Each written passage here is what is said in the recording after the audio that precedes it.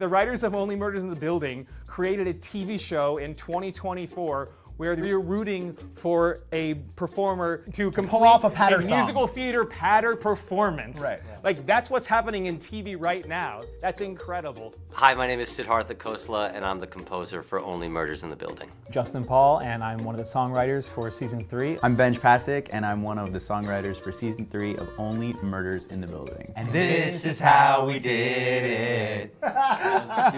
They were bouncing off of that final image in season 2. They now had to basically reverse engineer and be like, we're turning that into a musical, what's it going to be? We were really trying to hone in on the DNA of that style of musical that Oliver Putnam would create, given all of his various Broadway outings. It also has to exist in the context of the show Only Murders in the Building, and that each song has to play in a parallel track. Have strong resonance for the character that's singing it. Even Pickwick, can his character unwind and untwist his nervousness and his Performance anxiety and everything going on in his personal life to be able to perform it?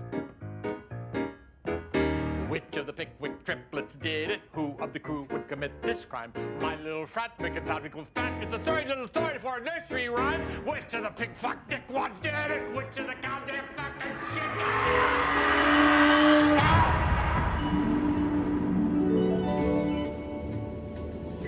They talk about going to the white room. It's the thing for actors, which is that they'll completely blank, basically like have an out-of-body experience. You leave your body. They showed a literal take of going to a white room. Right. I never spent longer on a piece of music on the show. I think I did like 10 versions of this thing. It was so euphoric and happy. French poppy. There's fish bubbles coming from different places. There's percussion happening. I'm beatboxing in it. And then at one point, John called me. He's like, Sid, can you just do raspberries on it? And I was like, John, what are you talking about? He's like, just go. I put a microphone up to the doorstop, and my son would flick the doorstop. A kitchen sink was in this.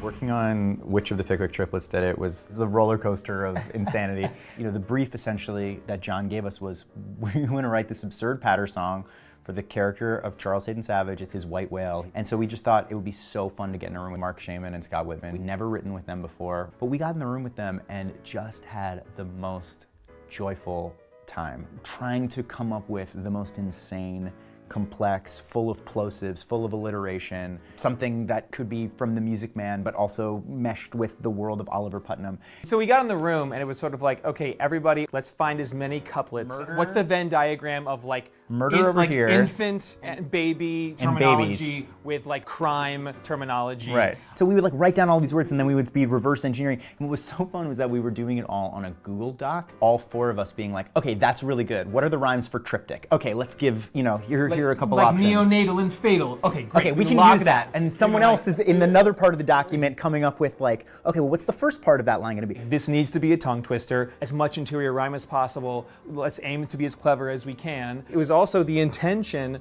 of us and of John and the writers to have details about those 3 little infants also sort of reflect the real murder going on off stage. Yeah. Maybe we're leaving little Easter eggs or throwing people off the scent, but also there is really a constable who's trying to figure out which infant May have murdered their mother. This was a case where like more was more. You know what I mean? Truly, like in true Oliver Putnam style, you know. It is fitting for Oliver Putnam. Greening Patrick is pernicious. With an appetite so vicious, he would bite the hand that feeds him with a sneer. But could that rotten tot be behind this evil plot? Baby stepping towards a murderous career. When he shot it, I think they're supposed to have like 2/3 of a day to shoot it, and then it kept getting squeezed and squeezed, and so they had 2 hours to shoot it. There are a lot of shots of the ensemble, and much more of it is not acting than you'd think, because a lot of it is them genuinely like, yeah, it's like very real. John and I have had these conversations where he's like, Sid, this show is ultimately about loneliness in what seems like on the surface to be a comedy. The fact that we could approach this show as like a prestige drama in a way made the music then become such a central character. If your starting point with anything in our world that we work on is authenticity, it will translate. God, I was trapped. Years went by. Do I have a beard? Is SNL still on? You were gone for 20 minutes. It's just something that leaps off that screen. It's very pure. And it's being made beautifully by beautiful artists, and it's funny, and it's tragic. People just want to be involved. Once you get inside of it, you see why. An experience that I hope we get to do again, but I don't know that anything will ever reach that level of just pure pure joy.